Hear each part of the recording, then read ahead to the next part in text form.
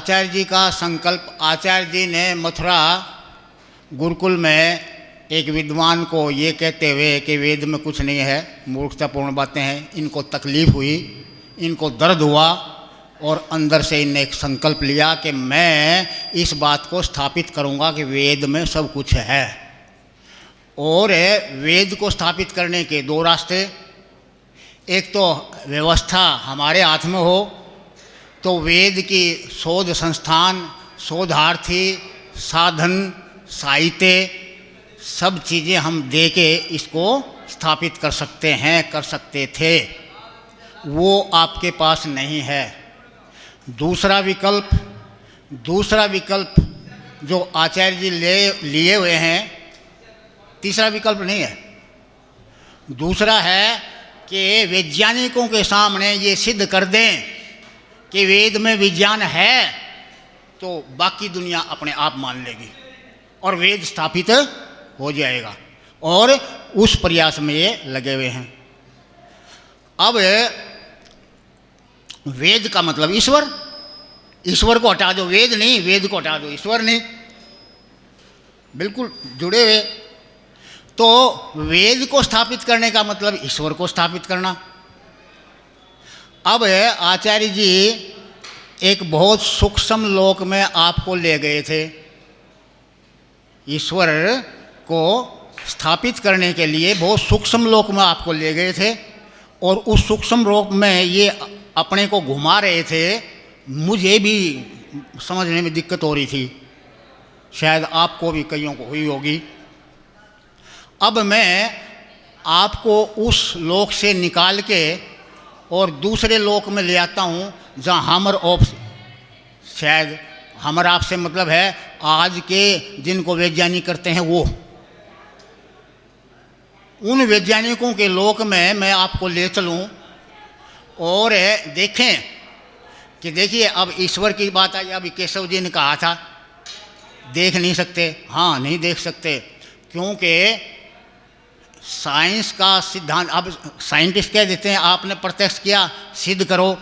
ये बड़ी कोई भी साइंटिस्ट ऐसा कहता है कि वेद को और आत्मा को सिद्ध करो, ऑब्जर्व करके दिखाओ, प्रयोगशाला से दिखाओ, इससे बड़ी अवैज्ञानिक बात नहीं हो सकती।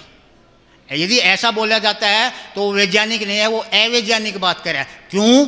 क्योंकि वो एक सिद्धांत की, वैज्ञानिक सिद्धांत का उल्लंघन कर रहा है। वैज्ञानिक सिद्धांत क्या है? सिद्धांत ये है कि सूक्ष्म से स्थूल को देखा जा सकता है, ऑब्जर्व किया जा सकता है, प्रत्यक्ष किया जा सकता है, स्थूल से सूक्ष्म को नहीं। ये सिद्धांत है। तो आत्मा और परमात्मा, हमारे पास जो साधन है, इंद्रियों के साधन है या इंद्रियों के सहायक यंत्र हैं, विज्ञान के पास तो यही है। तो इन साधनों से ईश्वर को या आत्मा को आप ना सिद्ध कर सकते और ना ही आप प्रत्यक्ष कर सकते। और एक बात और कि ऐसा जब करते हैं, विज्ञान में भी वही चीज, उसी चीज का मापन हो सकता है, नापतोल हो सकता है जो परिवर्तनशील है। जो वस्तु परिवर्तनशील नहीं है उसका नापतोल हो ही नहीं सकता, कभी नहीं होगा, कभी नहीं होगा। तो आप यदि इसकी नापतोल की बात करते हैं तो ये बड़ा अवैज्ञानिक प्रश्न है, छोड़िए इसको। अब तो कैसे हम कैसे कन्विंस हों, हम कैसे आश्वस्त हों कि ऐसी चीज़ है? तो देखिए साहब, दो चैनल थे हमारे पास, दो विकल्प थे। तो आत्मा परमात्मा का एक विकल्प तो है, जैसे मैंने वेद को स्थापित करने के दो विकल्प बताए, दो चैनल बताए। इसी प्रकार ईश्वर आत्मा को सिद्ध करने के, उससे आश्वस्त होने के दो विकल्प हैं।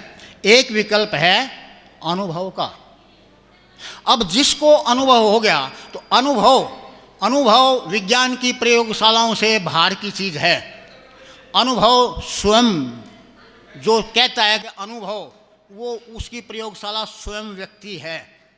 ईश्वर आत्मा की अनुभव करने की प्रयोगशाला कहीं विज्ञान की प्रयोगशाला नहीं हो सकती, वो प्रयोगशाला स्वयं वही व्यक्ति है। और जिसको अनुभव हो गया उसको किसी तर्क की कोई आवश्यकता नहीं है, किसी तर्क की, किसी प्रमाण की उसको कोई आवश्यकता नहीं है। अब वो उस लेवल पर तो हम हैं नहीं, मैं तो नहीं हूँ कम से कम।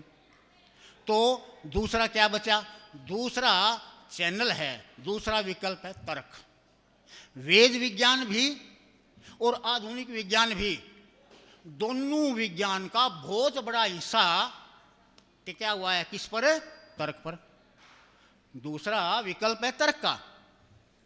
तो मैं थोड़ा सा संक्षिप्त में आधुनिक विज्ञान के ही तर्क लेके और मैं आपके सामने चर्चा करूं कि ईश्वर जैसी, आत्मा जैसी कोई वस्तु है क्या, कोई अस्तित्व है क्या, विज्ञान, आधुनिक विज्ञान क्या कहता है। अब ये आचार्य जी दिक्कत है मेरे आपके सामने कि भाई वेद को नहीं मानते, वेद को नहीं जानते, दर्शनों को नहीं मानते, दर्शनों को नहीं पढ़ा, और उन नौजवानों को या उन वैज्ञानिकों को हमने ये सिद्ध करना है, तो उनके साथ तो हमें डायलॉग करना पड़ेगा, बातचीत करनी पड़ेगी उन्हीं की भाषा में। जिस विज्ञान को मानते हैं समझते हैं उसी विज्ञान की भाषा में उनके साथ डायलॉग करना पड़ेगा। तो मैं वहाँ वो चर्चा कर रहा हूँ।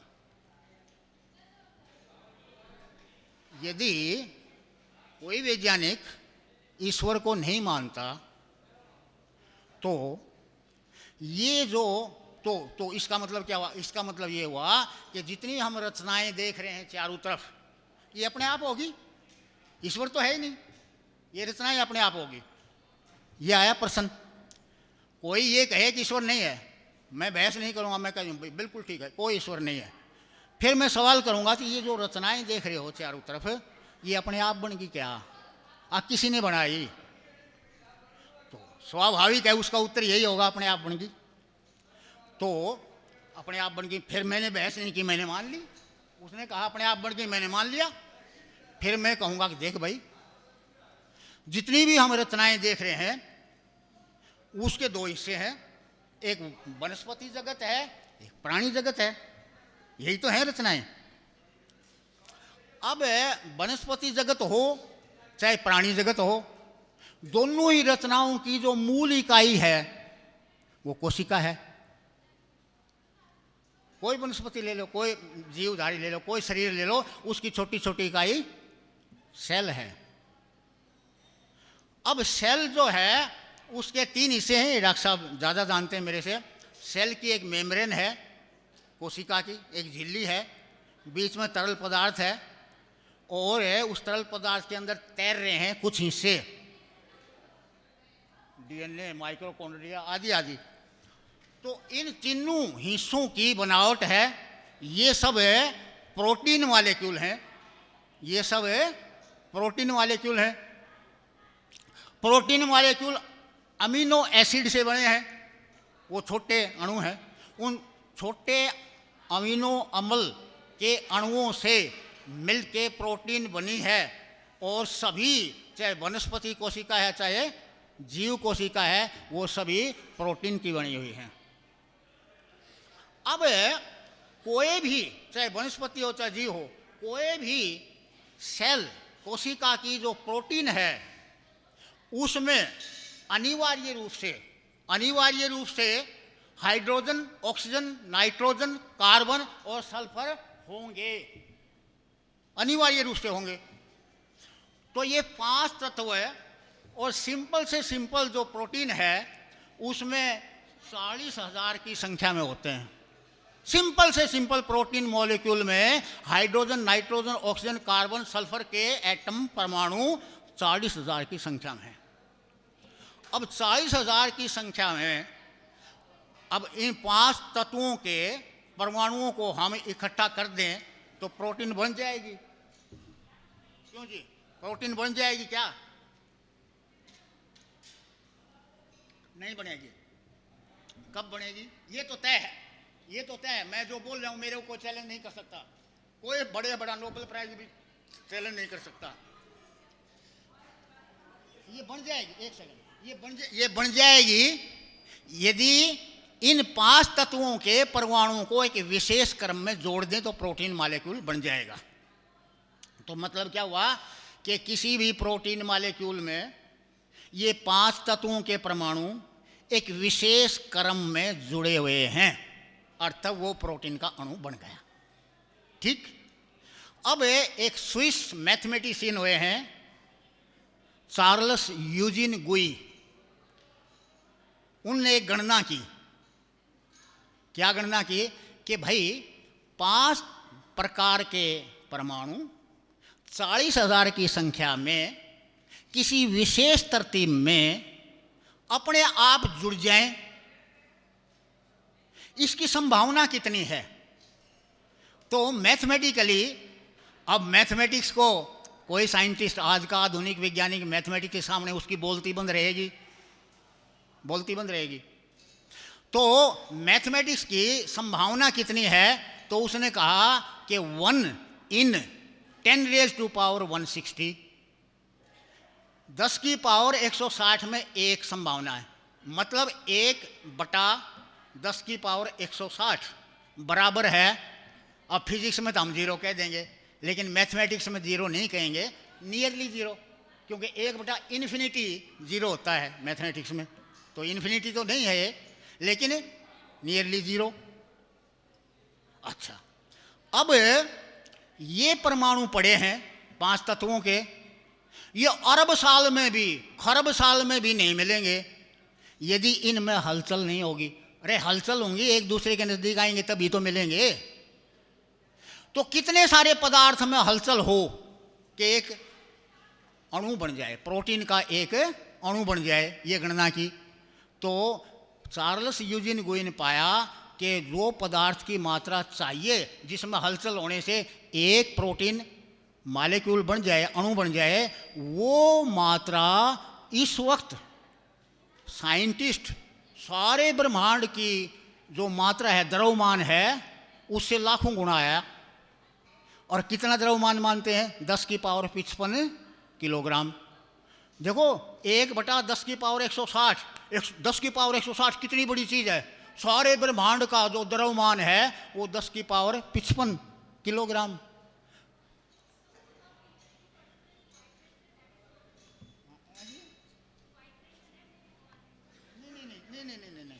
ना, मुझे नहीं पता भगवान क्या है। मैं एक आधुनिक विज्ञान का छात्र हूँ। मैंने ना वेद पढ़ा है और ना मैं दर्शन पढ़ा है, और ना मैं वेद और दर्शन को 1 मिनट के लिए कहता हूँ। 1 मिनट के लिए मैं मान लिया कि ना मैं वेद को मानता ना मैं दर्शन को मानता। मैं साइंस पढ़ा हूँ, उसी को मानता हूँ, और साइंस में जो मैथमेटिक्स है उसको मानता हूँ। और हम, और मान लो आप भी ऐसे ही हैं 1 मिनट के लिए, तो हम आपस में चर्चा कर रहे हैं। तो मैं ये कह रहा था कि 10 की पावर 160 कितनी बड़ी राशि है। सारे ब्रह्मांड का द्रव्यमान 10 की पावर 55 किलोग्राम है। और सारे ब्रह्मांड की आयु कितनी नापते हैं साइंटिस्ट? आयु कितनी नापते हैं? 10 की पावर 17 सेकंड। डॉक्टर साहब, सारे ब्रह्मांड की आयु आज साइंटिस्ट जो नापते हैं वो 10 की पावर 17 सेकंड है। तो 10 की पावर 17, 10 की पावर 55 है। ये तो 10 की पावर 160 के मुकाबले कुछ भी नहीं है। देखो कितनी बड़ी संख्या थी। तो 1/10 की पावर 160 बराबर है 0। भूप सिंह ने बोल दिया तो लगभग ठीक बोल दिया। तो अपने आप कोश परमाणु, प्रोटीन परमाणु अणु बनने की संभावना 0। और कितने द्रव्यमान में स्पंदन हो कि एक अणु बन जाए प्रोटीन का, वो लाखों गुना आता है। जो ब्रह्मांड का द्रव्यमान साइंटिस्ट मानते हैं उससे लाखों गुना ज़्यादा। और देखो कोई भी अब हलचल होती है, 2 परमाणु नज़दीक आते हैं, वो मिलते हैं, कोई चीज़ बनती है, तो कुछ समय तो लगता है। इसको भी कोई नकार नहीं सकता कि किसी भी क्रिया में समय लगता है। बताइए कौन साइंटिस्ट है इस बात को नकारेगा? किसकी हिम्मत है ये कहने का ना समय नहीं लगता? कहेगा नहीं ना। तो चार्ल्स यूजिन गुई ने गणना की कि एक प्रोटीन अणु बनने में कितना समय लगेगा। तो पाया 10 की पावर 243 वर्ष।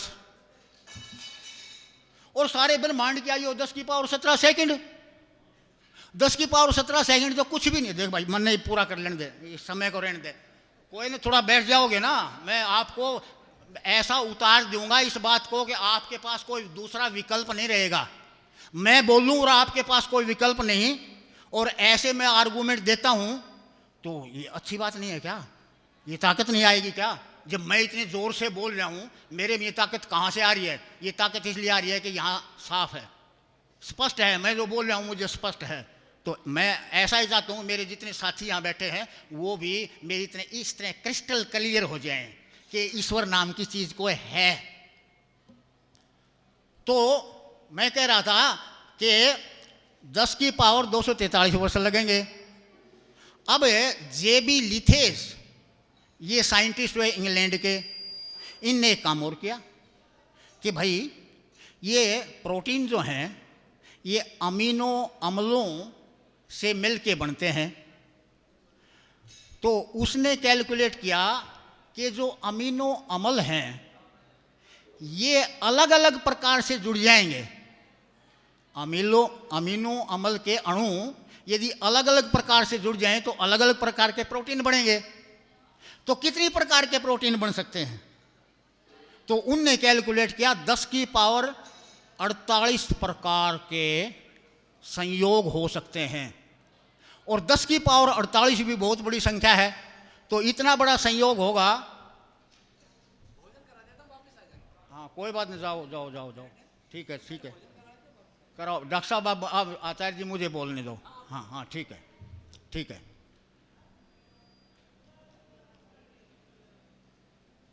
विचार में सबसे बड़ी ताकत होती है, एटम बम से भी ज़्यादा।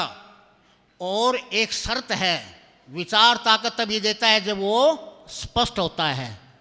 आपने चारों वेद सारे मंत्र कंठस्थ हैं और आप किसी अर्थ में स्पष्ट नहीं है, आपके पास कोई ताकत नहीं है, कोई ताकत नहीं है।